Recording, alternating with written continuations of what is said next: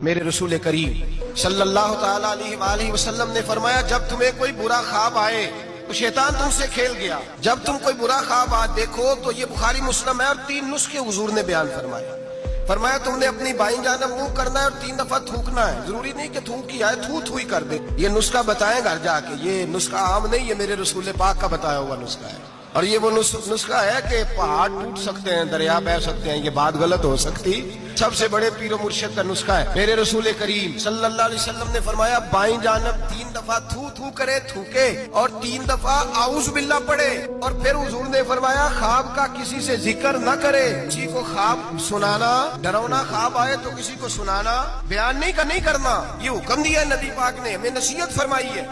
فرمایا الٹی جانب منہ کر کے 3 دفعہ تھوک دے، اعوذ باللہ پڑھ دے، کسی کو بتائے نہ، 3 باتوں پہ عمل کرے۔ اللہ کے رسول بیان کرتے ہیں کہ اس کا خواب اسے